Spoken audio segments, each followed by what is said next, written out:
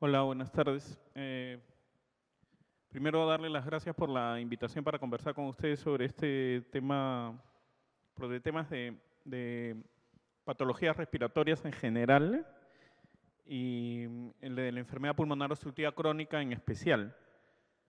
Yo les he traído una presentación que tiene bastante de la información que hoy día GOLD, que es la iniciativa global mundial para el manejo de enfermedad pulmonar obstructiva crónica, existe.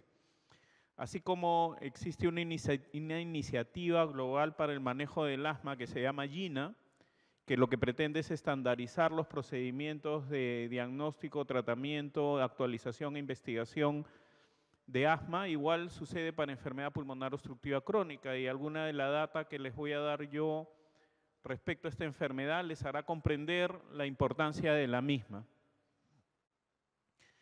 Si ustedes quieren acceder a esta información, esa es la dirección electrónica.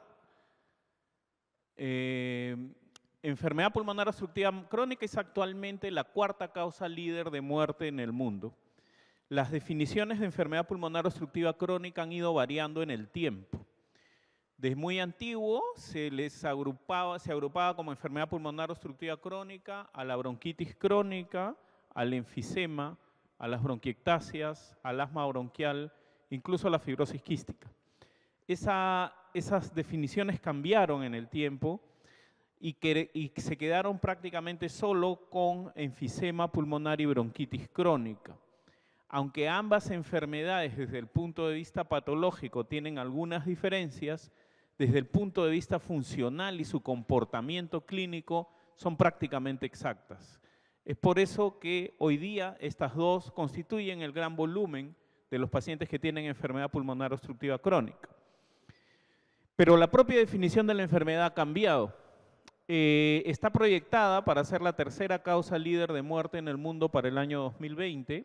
Hay más de 3 millones de personas que murieron por enfermedad pulmonar obstructiva crónica en el 2012, lo cual significa el 6% de toda la mortalidad global. Es súper alto. Y globalmente la carga de la enfermedad pulmonar obstructiva crónica está proyectada a incrementarse en las décadas siguientes. ¿Por qué? Porque los factores de riesgo se han ido incrementando, y estos factores de riesgo tienen que ver con el consumo de tabaco y con la polución medioambiental.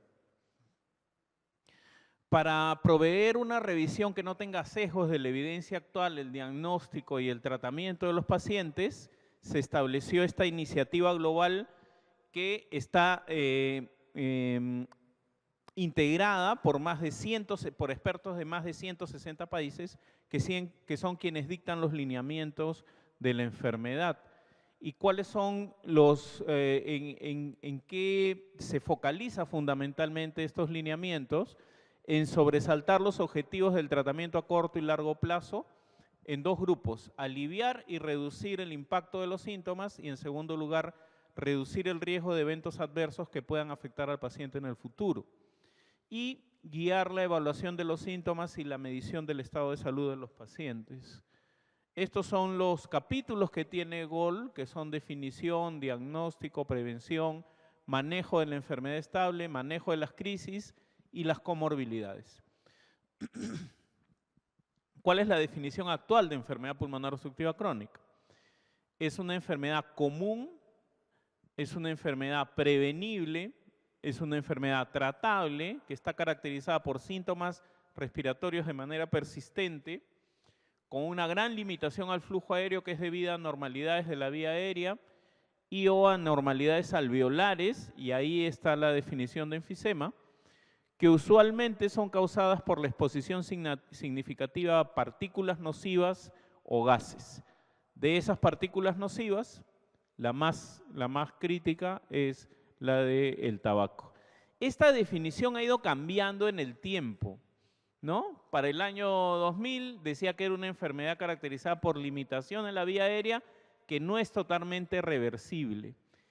Hasta el año 2016 decía que estaba caracterizada por una limitación respiratoria que es generalmente progresiva, con un aumento de la respuesta inflamatoria.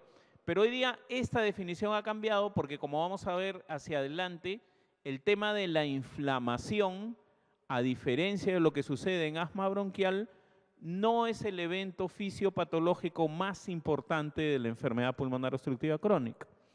Entonces, como en las definiciones se quiere relevar la importancia de la fisiopatología de la enfermedad, esa definición ha cambiado. Entonces, ¿cuáles son los cambios en la definición que lo hacen importante? Primero, que es una enfermedad prevenible y tratable. Antes se decía que era una enfermedad irreversible y progresiva. Entonces, ahora se focaliza en que uno puede prevenir la EPOC y pueda tratarla. Que hay una limitación respiratoria y obstrucción persistente, lo cual le da foco en la necesidad de utilizar broncodilatadores, que como vamos a ver más adelante son la piedra angular del tratamiento, a diferencia de lo que se pensaba antes, que los corticoides inhalados eran la piedra angular del tratamiento. Los corticoides inhalados son la piedra angular del tratamiento del asma, pero no de la EPOC. Los broncodilatadores, especialmente los broncodilatadores de acción prolongada, son la piedra angular del tratamiento de la EPOC. Y síntomas persistentes, focaliza el cuidado individual del paciente y la inflamación ya no está en el foco de la definición. ¿Cuáles son los puntos claves? La definición que acabamos de revisar, los síntomas respiratorios más comunes que pueden incluir dificultad respiratoria, tos con o sin producción de esputo, y estos síntomas generalmente pueden ser autorreportados por los pacientes. El principal riesgo para enfermedad pulmonar obstructiva crónica sigue siendo el consumo de tabaco, pero otras exposiciones medioambientales que en nuestro medio son importantes, como por ejemplo la utilización de combustibles de biomasa, leña, bosta de animales como combustible, es también un factor de riesgo. ¿Cuáles son los factores del huésped que condicionan que las personas puedan desarrollar enfermedad pulmonar obstructiva crónica? Hay anormalidades genéticas, hay pacientes con un desarrollo pulmonar anormal, por ejemplo, bajo peso al nacer, y envejecimiento acelerado. El EPOC puede ser puntualizado por episodios de empeoramiento de los síntomas respiratorios y estos empeoramientos se llaman exacerbaciones o crisis.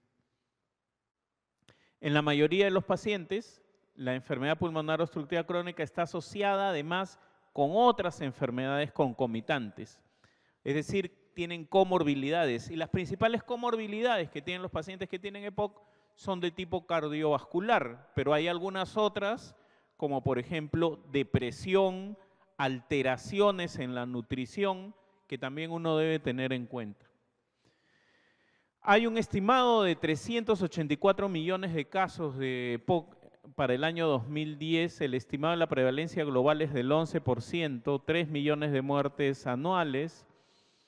Con el incremento de la prevalencia del tabaquismo en países en desarrollo, las poblaciones en envejecimiento de estos países tienen un alto riesgo. Recuerden que la EPOC es una enfermedad que no se manifiesta de manera temprana. Generalmente los pacientes comienzan a tener síntomas después de los 40 años. Muchos pacientes que son consumidores de tabaco dicen, yo no tengo ningún problema, yo fumo, no me pasa nada, hago deporte. Entonces, cuando comienzan a envejecer es cuando comienzan los problemas. Para el 2030 se predicen que 4.5 millones de muertes por año por EPOC se van a producir. Y hay un hecho muy importante, que la enfermedad está subdiagnosticada a nivel mundial. Hay un estudio paradigmático en Latinoamérica que se llama Platino, un estudio que lamentablemente no incluyó a pacientes peruanos, y que este estudio dice que en Latinoamérica hay un subdiagnóstico del 85%. Pues, ¿cómo hicieron este estudio? Fueron casa por casa, entrevistando pacientes con alumnos como ustedes, llevaron espirómetros, preguntaban si los pacientes fumaban, preguntaban si los pacientes utilizaban combustible de biomasa y comenzaron a hacer diagnósticos los pacientes. En el Perú, esta es una de las publicaciones más recientes de prevalencia de enfermedad pulmonar obstructiva crónica. Es muy difícil encontrar información epidemiológica de enfermedad pulmonar obstructiva crónica en el Perú. Este es un estudio hecho por el grupo Crónicas de Cayetano, que fue hecho en Lima, en Tumbes, en una zona urbana de Puno y en una zona rural de Puno. A pesar de que ahí hay algunos sesgos, porque se consideraron como EPOC a pacientes asmáticos crónicos, a pacientes que tenían secuelas de tuberculosis, es importante relevar el hecho de que en promedio en el país debe haber un 7% de enfermedad pulmonar obstructiva crónica, lo cual hace de que tengamos más de 2 millones de personas con enfermedad pulmonar obstructiva crónica, y yo les aseguro que ni el 10% de eso lo tenemos diagnosticado en nuestros hospitales o clínicas. Este es un estudio, por ejemplo, hecho en el Cusco, ¿no?, por humo de leña. Hay poquitos estudios peruanos respecto a este problema. La EPOC está asociada con una carga económica además muy alta, porque los pacientes, como envejecen, tienen comorbilidades, son crónicos, son usuarios recurrentes de los servicios de salud. Y las crisis, como muchas veces requieren hospitalizaciones, son parte importante de esta carga económica. Para la Unión Europea, por ejemplo, los costos directos de la enfermedad respiratoria constituyen el 6% de su presupuesto de salud, y EPOC es el 56%, 38.6 billones de euros del costo que gastan en enfermedades respiratorias. Para los americanos también es súper importante. Para el Perú, este es el único estudio de carga de enfermedad que hay en el Perú, es un estudio del año 2012 hecho por un ex ministro de Salud, y ustedes pueden encontrar dentro de las 35 enfermedades que más le cuestan al país a enfermedad pulmonar obstructiva crónica. Ahora, no sé cómo lo calcularon, no sé cómo lo hicieron, pero ese es el resultado. ¿Cuáles son los factores que van a influenciar la progresión de la enfermedad? Tenemos factores genéticos, ¿no? La edad y el género en la mujer. Ustedes saben que el consumo de tabaco afecta mucho más a la mujer que al hombre.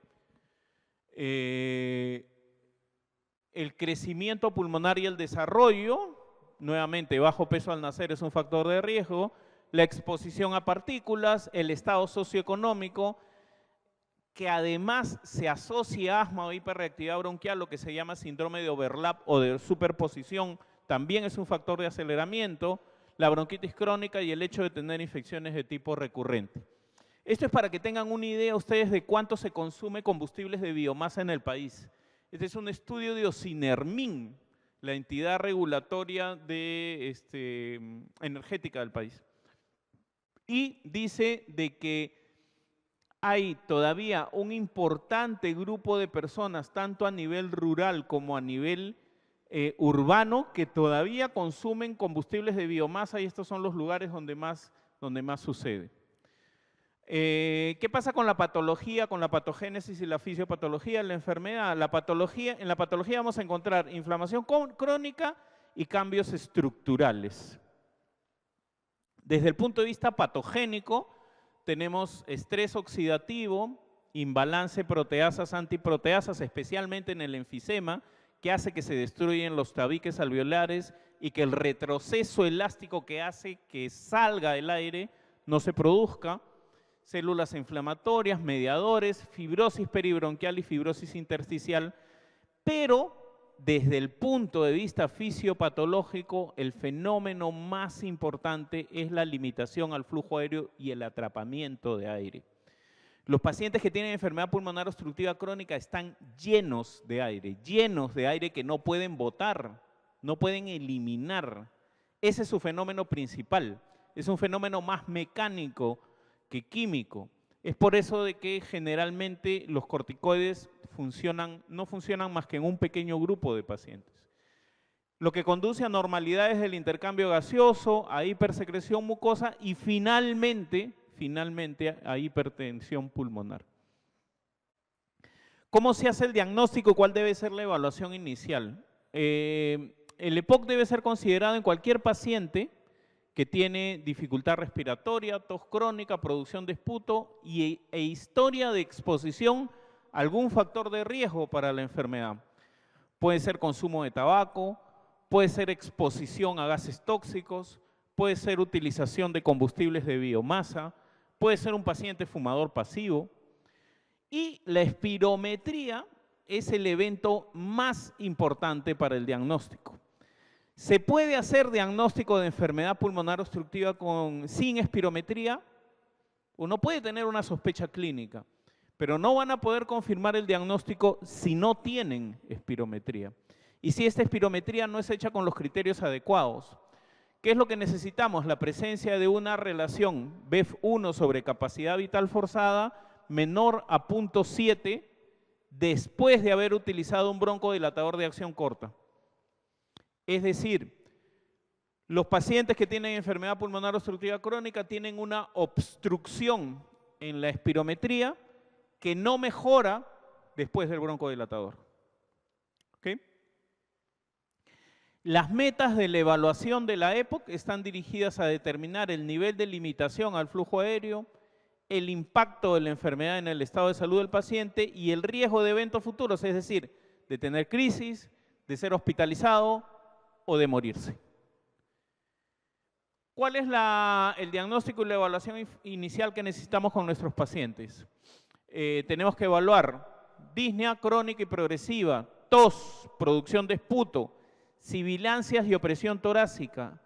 Otros que incluyen fatiga, pérdida de peso, anorexia, síncope, fracturas costales, depresión, ansiedad, también son temas que debemos considerar.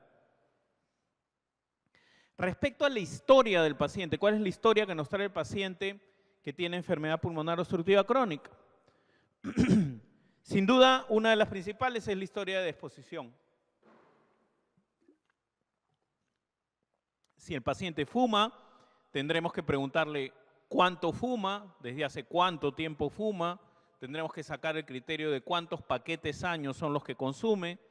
Los pacientes que tienen más de 10 paquetes años tienen un riesgo 3 veces más incrementado que el que no fuma para desarrollar enfermedad pulmonar obstructiva crónica. Una historia médica anterior también nos ayuda muchísimo. La historia familiar del EPOC y otras enfermedades respiratorias crónicas, el patrón de desarrollo de los síntomas, historia de crisis previas, hospitalizaciones previas, presencia de comorbilidades, como les dije, generalmente cardiovasculares, pacientes hipertensos o que tienen problemas coronarios crónicos, el impacto de la enfermedad en la vida del paciente, la disponibilidad de soporte familiar y social y las posibilidades de reducir factores de riesgo, especialmente cesación de fumar. Ahora, el foco de las guías COL están más allá de los cambios de la definición, están en la utilización de nuevos tratamientos y esos nuevos tratamientos incluyen la utilización de broncodilatadores LAMA, que son, por sus siglas en inglés, anticolinérgicos de acción prolongada, o LABA, que son beta-2 agonistas de acción prolongada, como primera línea de tratamiento. Los corticoides inhalados más bien van a estar restringidos por las nuevas evidencias que existen respecto a su eficacia y seguridad. Y la guía hoy clasifica a los pacientes ya no solo de acuerdo a su función respiratoria, sino a la posibilidad de que tengan crisis y al número de exacerbaciones y a los síntomas que tienen. Esto lo vamos a ver un poco más adelante. Como les decía, la espirometría es muy importante para el diagnóstico de enfermedad pulmonar obstructiva crónica. Los pacientes que tienen síntomas como falta de aire, tos crónica o esputo y que además tienen factores de riesgo como tabaco o, por ejemplo, un riesgo ocupacional. Acá en el Perú, por ejemplo, se ha hecho un estudio de los policías que trabajaban en la avenida Bancay, ¿no? Que están expuestos a polución medioambiental alta, ¿no? Y en algunos de ellos se encontraron que tenían función compatible con pacientes como enfermedad pulmonar obstructiva crónica. La espirometría se requiere aquí entonces para establecer el diagnóstico, el índice de BEF1 sobre capacidad vital forzada menor de 0.7 sin respuesta al broncodilatador nos hace pensar que este paciente tiene EPOC, pero además nos sirve para establecer severidad en la función. No en la evaluación global del paciente, sino en la función del paciente. Entonces, uno puede clasificar severidad de la limitación del flujo aéreo. Acá les pido que presten atención. Una cosa es que yo clasifique la severidad de la limitación funcional que tiene ese paciente y otra cosa es que lo clasifique dentro de un grupo que va a merecer un tratamiento especial. Esta clasificación de la severidad de la función respiratoria del paciente está establecida exclusivamente por la espirometría, ¿ya?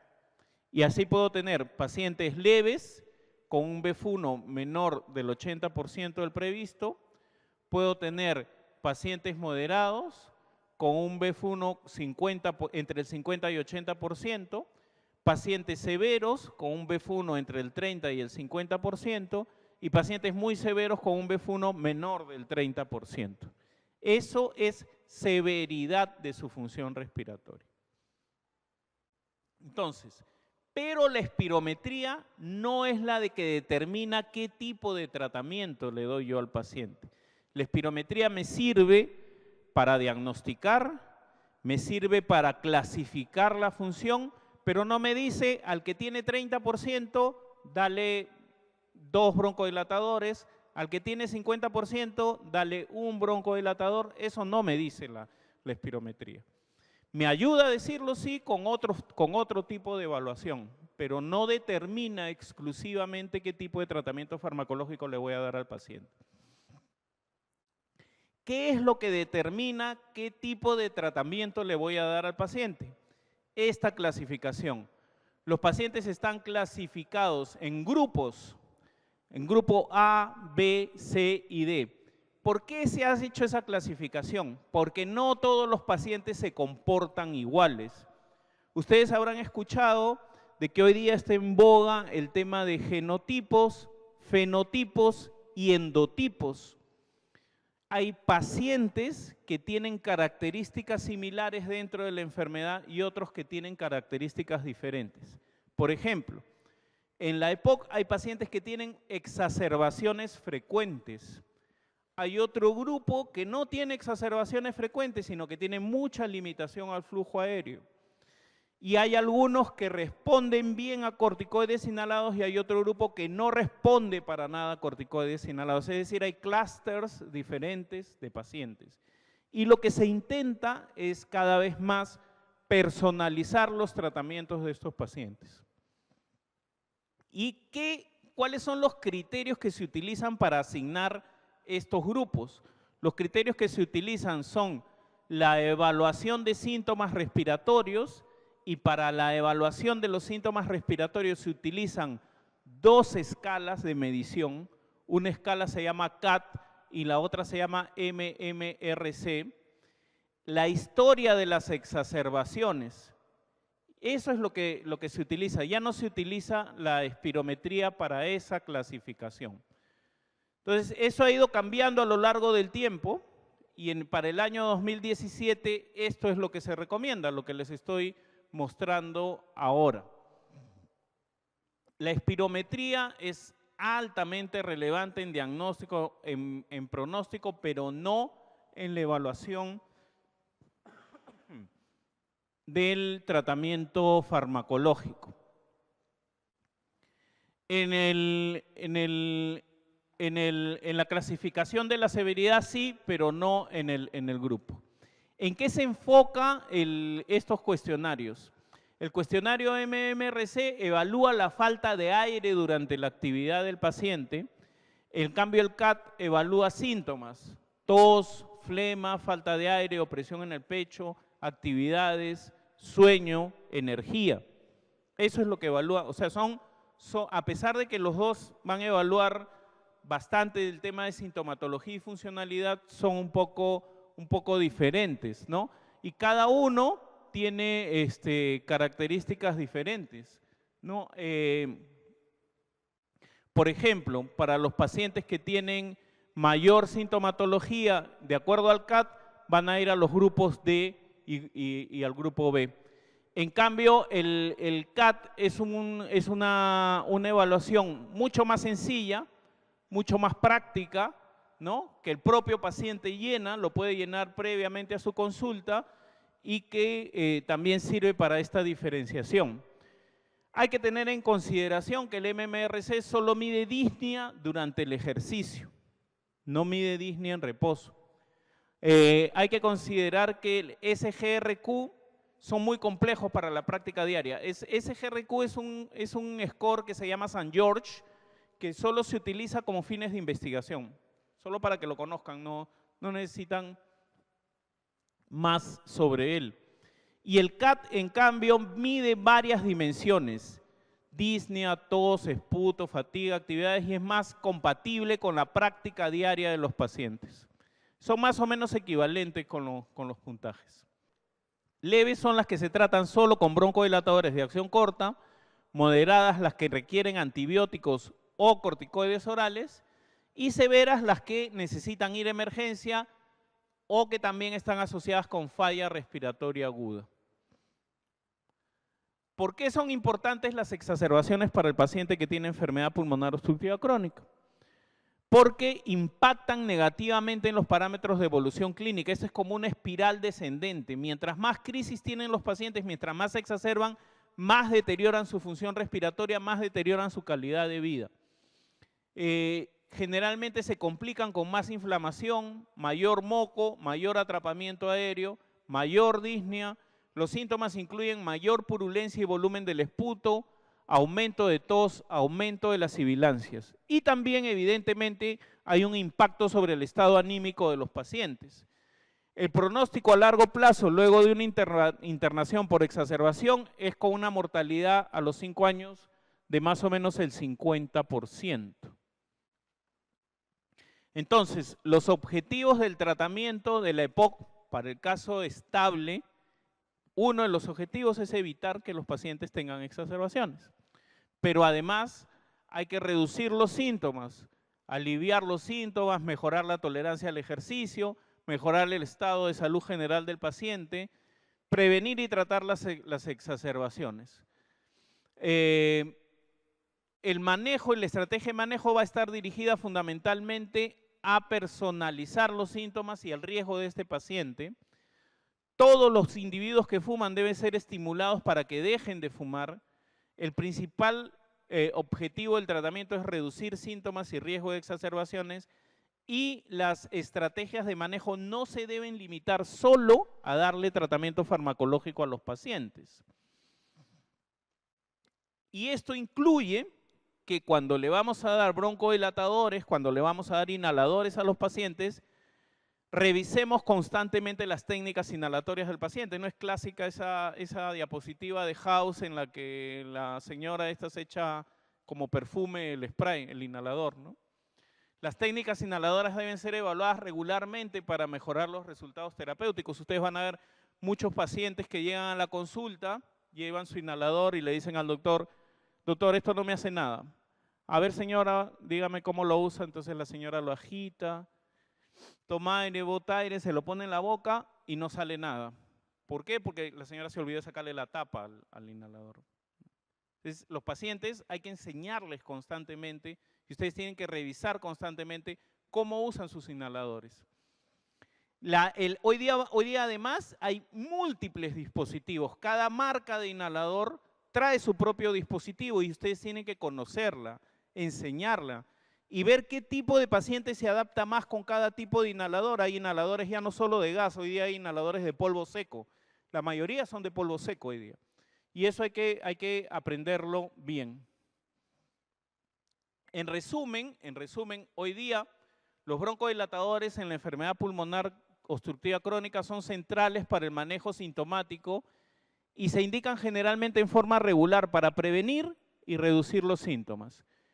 Hay que usarlos de manera regular o según necesidad. Los que acá se ponen como SABA o SAMA son beta-2 agonistas de acción corta o anticolinérgicos de acción corta. Recuerden que los de acción corta siempre se utilizan solo para alivio del problema, para alivio, no para control de la enfermedad. La combinación de ambos es superior a cualquiera de ellos por individual. La combinación de los dos tipos de broncodilatadores van a mejorar la función pulmonar, la disnea, el estado de salud y reducen las exacerbaciones. Los anticolinérgicos tienen mayor efecto sobre las exacerbaciones Y la teofilina solo tiene un pequeño efecto broncodilatador en EPOC estable. Y hay que tratar de dejar de utilizar teofilina. Les quiero recordar que hay dos vías principales que conducen a la broncoconstricción en la EPOC. Una vía es el control colinérgico del músculo liso bronquial y la otra es el control adrenérgico. Por eso es que la broncodilatación se puede producir o por la vía colinérgica, en la cual se utilizan los anticolinérgicos o antimuscarínicos, o por la vía beta-2 adrenérgica, donde se va a producir también broncodilatación. La terapia antiinflamatoria, el uso de corticoides inhalados, especialmente combinados con broncodilatadores de acción prolongada, es más efectiva para mejorar función pulmonar, pero solo en pacientes que tienen EPOC moderado a severo. Y se puede utilizar terapia triple, es decir, yo puedo utilizar dos tipos de broncodilatadores más el corticoide en aquellos pacientes que están en el grupo D o tienen mucha severidad. Hoy día existen nuevos antiinflamatorios, como por ejemplo los inhibidores de la fosfodiesterasa, cuya acción, especialmente en pacientes con enfermedad muy severa, es un poco mejor, pero bastante discutible. Los glucocorticoides orales solo han demostrado eficacia en las exacerbaciones, igual que los antibióticos. No tienen lugar en la EPOC estable. Recuerden además que los corticoides inhalados en los pacientes que tienen enfermedad pulmonar obstructiva crónica tienen un riesgo importante. Y ese riesgo es de que los pacientes puedan desarrollar neumonía, pero además pueden desarrollar candidiasis oral, disfonía, adelgazamiento de la piel. Eso hay que tenerlo en cuenta. Entonces, hoy día hay un algoritmo de tratamiento específico para cada uno de los grupos de enfermedad, ¿no? Por ejemplo, para los que están en el grupo A, se empieza con un broncodilatador, que puede ser de acción corta o de acción larga. Si el paciente no funciona, se le puede añadir otro broncodilatador. A los que están en el grupo B, se recomienda utilizar un broncodilatador de acción prolongada, cualquiera de los dos tipos, o la combinación de ambos. A los que están en el grupo C, se recomienda iniciar con un anticolinérgico de acción prolongada. Si no responde, pasar a una combinación, y si no responde, agregarle un corticoide. Y a los del grupo D se recomienda utilizar terapia triple, es decir, anticolinérgicos, beta-2 adrenérgicos y corticoides. Si el paciente no mejora, utilizar inhibidores de fosfodiesterasa. ¿Qué es lo que les estoy resumiendo en estos algoritmos de acá? Es prácticamente lo que les acabo de decir. Es decir, este esquema de tratamiento lo que hoy día permite es un tratamiento más personalizado, agrupando a los pacientes por características diferentes a las que antes tenían. Pero además de ese tratamiento farmacológico, que puede ser un trabalenguas por esta cosa de LABA, LAMA, SABAS y todo eso, hay que tener en cuenta algunos datos adicionales. Al paciente que fuma, ofrecerle cesación de fumar es muy importante. Entonces acá también hoy día tenemos farmacoterapia y terapia de reemplazo nicotínico. Farmacoterapia, por ejemplo, con vareniclina, que es un inhibidor de los receptores de nicotínicos. La efectividad y la seguridad de los cigarrillos electrónicos como elementos para cesación es incierta, al día de hoy es incierta. Hoy día justo revisé un artículo que decía que los cigarrillos electrónicos está demostrado que son menos dañinos que los cigarrillos comunes, pero que son el elemento de introducción al consumo de cigarrillos comunes. Entonces, ahí hay que valorar qué tipo de pacientes van a tratar. Las terapias farmacológicas pueden reducir los síntomas de EPOC, reducir la frecuencia y la severidad de las exacerbaciones, mejorar el estado de salud y la tolerancia al ejercicio. Insisto en que cada tratamiento debe ser individualizado y guiado por la severidad de los síntomas, por el riesgo de exacerbaciones, por los efectos adversos, por las comorbilidades, por la disponibilidad y el costo de la droga y las respuestas y las preferencias de los pacientes. Y que la técnica inhalatoria hay que revisarla siempre. Otra cosa importante es que los pacientes tienen que vacunarlos. Hay que vacunarlos contra influenza porque disminuye la incidencia de infecciones del tracto respiratorio inferior. Hay que vacunarlos contra neumococo. La rehabilitación pulmonar disminuye los síntomas, mejora la calidad de vida, mejora la participación física y emocional del paciente. En pacientes que tienen hipoxemia crónica en reposo, el oxígeno a largo plazo es el único evento que ha demostrado prolongación de la vida. Y estos pacientes tienen que, no es que uno les tenga que poner oxígeno un ratito, sino son pacientes que tienen que recibir oxigenoterapia domiciliaria por lo menos 18 horas diarias. En pacientes con EPOC estable y de saturación en reposo inducido por ejercicio moderado, la oxigenoterapia no debe prescribirse de manera rutinaria, hay que evaluar qué factores individuales tienen esos pacientes. En pacientes que tienen hipercapnia crónica severa de historia de hospitalización por falla respiratoria aguda, la ventilación no invasiva puede disminuir la mortalidad y prevenir rehospitalizaciones. Y en pacientes que tienen enfisema refractario avanzado, hay tratamientos quirúrgicos y broncoscópicos, se llaman terapias de reducción pulmonar, se le saca un lóbulo al paciente, disminuye el atrapamiento aéreo y mejoran. Entonces, todas esas cosas hay que tenerlas en cuenta. Respecto al monitoreo y seguimiento de los pacientes, esto debe focalizarse en ¿qué? En que los pacientes deben tener las dosis adecuadas y uno tiene que revisarlas periódicamente. Tiene que ver la adherencia al régimen porque muchos pacientes se sienten bien y dejan sus inhaladores, sobre todo sus inhaladores de control. Hay que revisar la técnica inhalatoria, la efectividad del régimen porque podría ser que no esté funcionando y los efectos colaterales de la medicación. Esto ya lo vimos. En resumen, la definición del EPOC se modifica acentuando los síntomas respiratorios y la limitación respiratoria. La revisión de las definiciones de los grupos A, B, C y D basado en síntomas y exacerbaciones de manera exclusiva. Grupos por síntomas y exacerbaciones. Severidad solo por espirometría. Síntomas y riesgo son la base para tener decisiones terapéuticas. Crisis están bien definidas. Y uno puede optar por aumentar medicamentos durante el tratamiento o disminuirlos, es decir, tener terapia de escalamiento o deescalamiento, de acuerdo a cómo vayan sus pacientes. Este es una nueva estrategia que se ha introducido en el tratamiento que antes no existía, existía solo para el asma.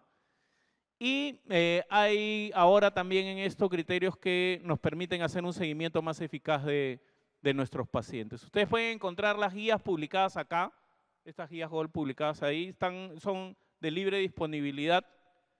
Creo que no están en español, pero son muy útiles. No sé si tienen alguna pregunta. Ok, gracias.